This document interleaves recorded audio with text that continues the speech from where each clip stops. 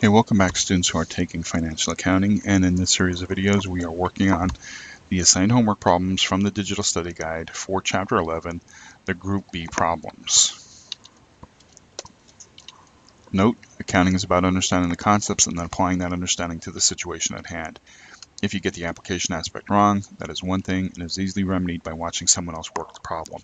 However, if you don't understand the concepts, that is a whole other thing. Watching a problem worked out will not help you if you don't understand the underlying concepts.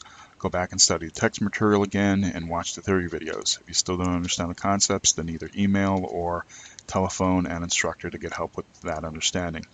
And before I get started, just like I did in the last video, I referenced the video for problems 37B and 38B, all right, because the first 4 or 5 minutes of it gave a detailed explanation as to what I'm going to do with all of the problems for this particular chapter. And as a quick brief summary, I am not going to work down through the problems step by step, because it takes, it could easily take a half an hour to do them.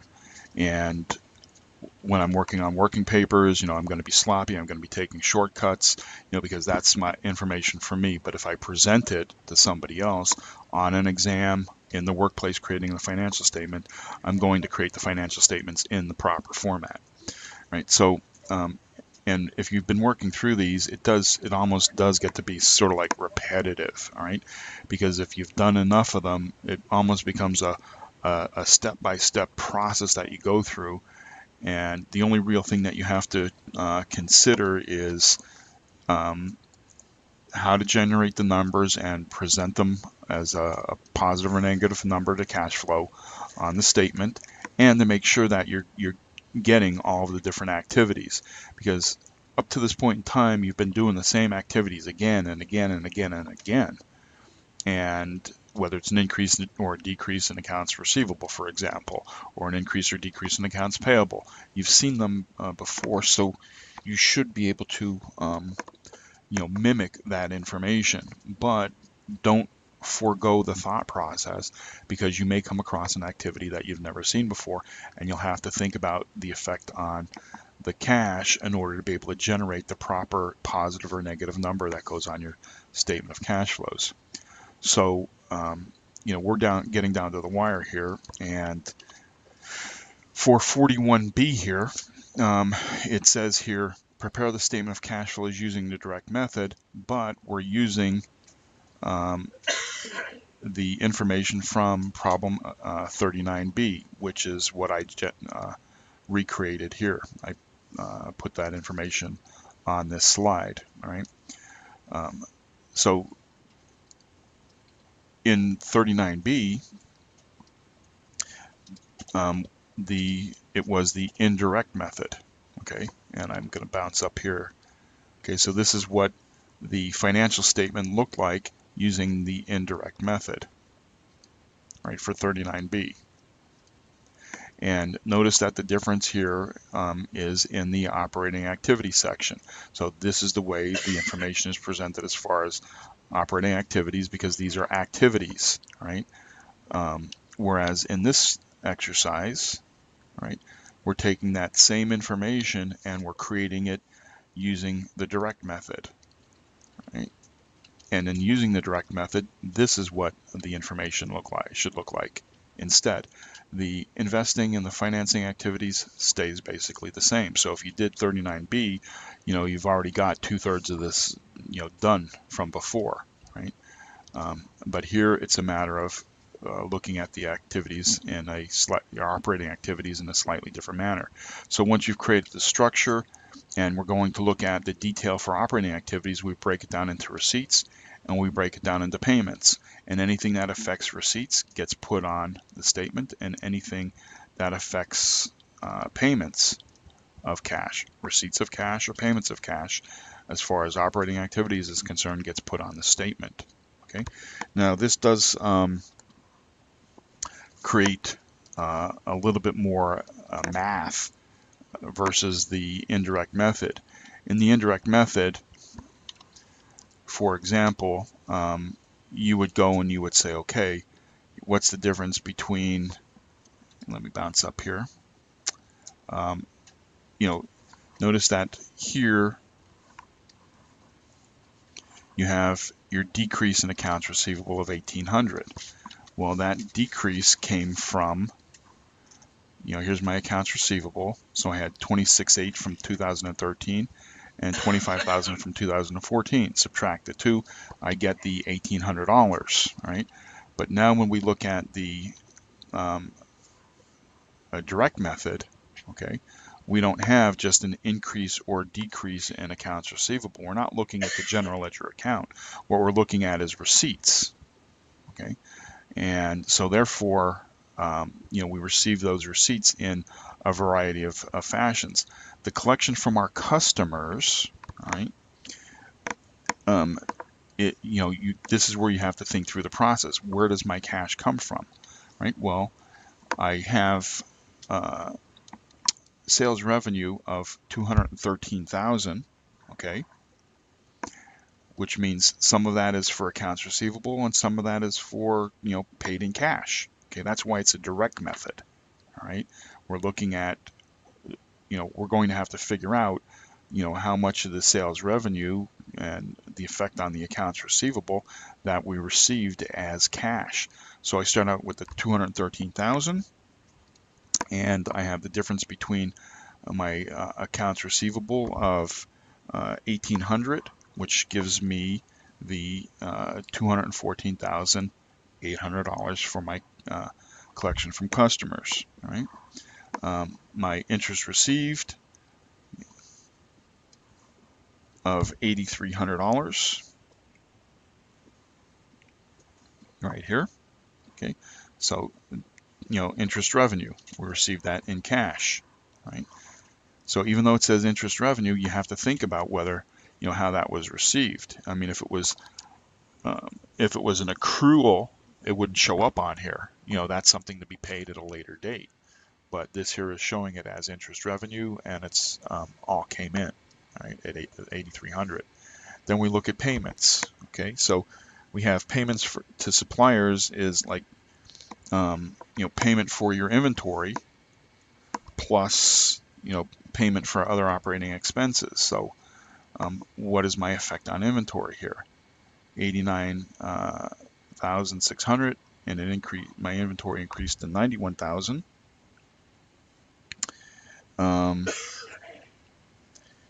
So let me see here. Okay, so the payment for my inventory plus other operating is the cost of goods sold plus my increase in inventory. So my increase in inventory is 2,300. I have to look at my cost of goods sold of 70,500, and I have to look at my accounts payable, the increase or decrease in my accounts payable, and in this case here, that's 5,500. All right. And then I have to look at other operating expenses, right, over here of 10,300, and I have to look at my accrued liabilities. I have an increase in my accrued liabilities of 2,600 here. Right? And when I do all of that math, I actually end up with, well, I've got 70,500 over here, right? 10,300 over here, 2,300 over here, 5,500 and 2,600, and I end up with a total of $86,000. Okay. Now, notice why I like the indirect method much more than easily than the direct method. There's a lot more to do as far as calculation because you're pulling that information, and you can see all of the math that you have to do because you're just looking at, the effects of the cash, right? In the way it's being presented on the financial statement. Okay. We also have to consider that the same as in the indirect method, the payment of the dividends and also the acquisition of equipment. So remember that these two sections here are the same as your indirect method. All right, so you're not getting away from having to do the math in these two sections, but in using the indirect method, it's a lot more simpler because you're kind of like just going down and looking at different general ledger accounts and seeing where there's an increase or decrease in it. Okay, whereas here in doing the direct method, you have to, when you're looking at receipts and you're looking at payments, you have to consider the totality of the concept and look at all of the accounts that affect that particular concept. So this here method is a little bit more involved to do, but you end up with the same bottom line of $6,600, right? You know, it just depends upon, you know, which way, you know, the business wants to see that information and analyze it. All right.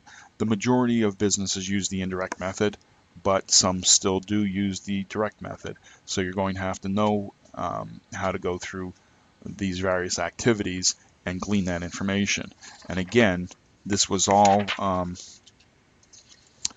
covered in in the short exercises and the exercises themselves and in the textbook. So I'm not gonna spend any more time going over these. If you're sitting here and you're doing the direct method and you don't know how to arrive at this here collection from customers, okay, go back and watch the theory videos, read the textbook, okay, and look at the exercises that pertain to the direct method and see how they're worked out, okay. And the same with acquisition of equipment or payment of dividends, that type of thing.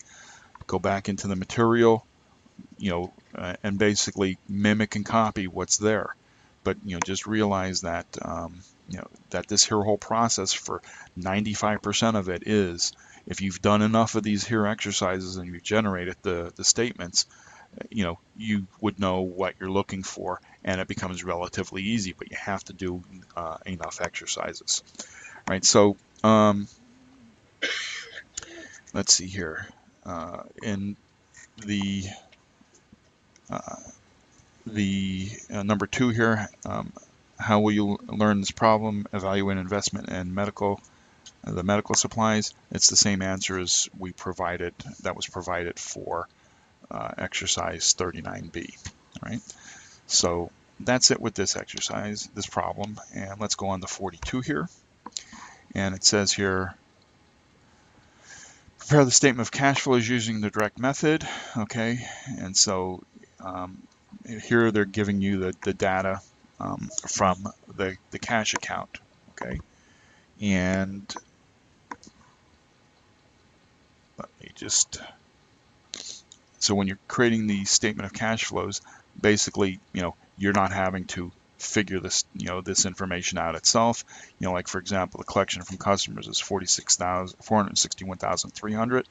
When we look at the solution, they're just giving you the information. So basically here, again, it's how you set it up. Put your heading, your operating activity section, your investing activity section, your financing activities, and then you're going to break it down by in the operating by receipts and payments, and then you're going to go down through your list of activities and see which ones pertain to those particular sections, and you pull the information from the data here and put it on your statement of cash flows here.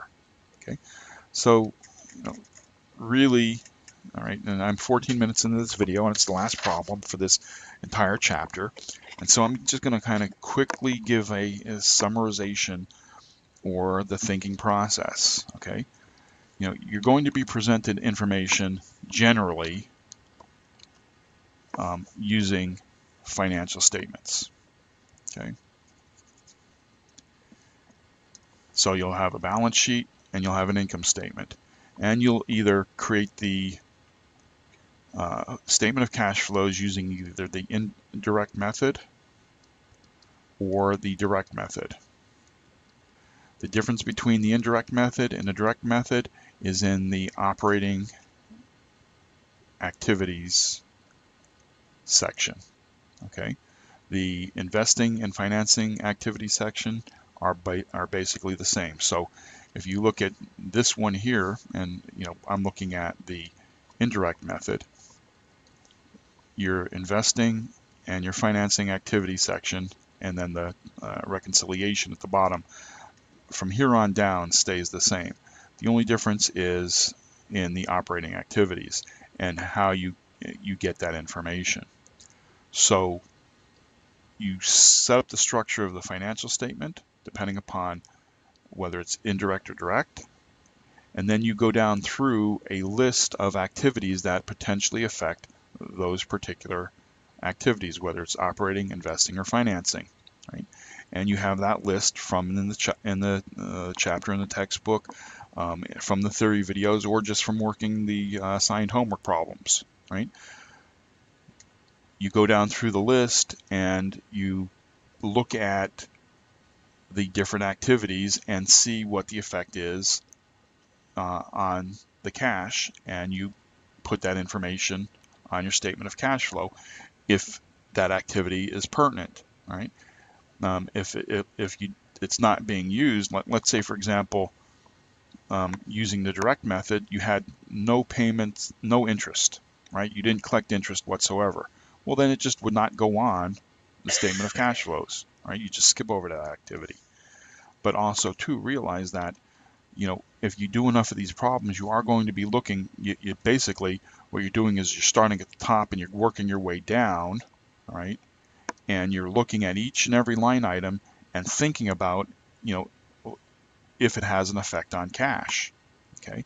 And if it has an effect on cash, then it should be in one of your activities on your statement of cash flows. So even though you go down through a list, all right, don't think that the list is the end-all be-all. There might be something on, whoops, the other way. There might be something on your financial statements that are not part of your list, okay, that needs to be added to the statement of cash flows and therefore added to your list. Now, if you're in the workplace, generally you have a previous accounting period statement of cash flow to look from, and all you're doing is just kind of like copying it and mimicking it and just changing the numbers. And if there happens to be a transaction or an activity that happens during the accounting period, you're going to know about it, and you're going to know that that's going, you know, it should affect your statement of cash flows, and then you'll have to make the adjustment to the statement of cash flows, okay, for that particular activity. Otherwise, you're using a previous the previous statement of cash flows, and you're just kind of repeating what's on there, all right? But, and I've tried to stress this again and again, even though this is mostly about mimicking, I hope I spelled that right, mimicking, or repeating what is on a previous one, okay? It does not absolve you from the fact that you have to think about cash, all right? What's affecting cash, okay? If all you're doing is just going to go out this, like, you know, without thinking, you're going to come across situations where you're going to be wrong, right? You have to think about the effects on cash, and that, you know, it's a, you know, from my opinion, yeah, I fall into this here conundrum, this mindset of, oh man, okay, all I'm doing is just kind of like copying this all down and just writing it all out. And that's why he supplied the solutions instead of actually working it through, because once you've done 5, 10, 15 of these, you're kind of like, oh man, I'm just rewriting the same exact thing again and again and again. And your mind gets into this rut of all I'm doing is copying, and I've stopped thinking, okay? And once you stop thinking, that's when you start having a problem, when, you know, and you're going to create an error for yourself. So with that said, hopefully that was helpful. This chapter, you know, you've had this, students who had math for business and finance had the statement of cash flows before. You might want to go back into that textbook and look at the activities in that textbook and combine it with the knowledge that you have from this particular chapter. I mean, it's the same thing. There's nothing different. It's just presented in a different way, and that might be an additional resource for you if you happen to think through it a little bit easier. If you had math for business and finance, this is the second time you're seeing this, so this shouldn't be anything new to you. But if you still have any additional questions, go back and watch the videos, go back into your Math for Business and Finance, take a look at that. And if you're still kind of like stuck or you're not sure about something, feel free to contact an instructor either by email or telephone. All right. So with that said, that's it for Chapter 11, and I'll see you all for Chapter 12, which I believe is on ratio analysis or something like this. All right, we'll see. All right, see you then.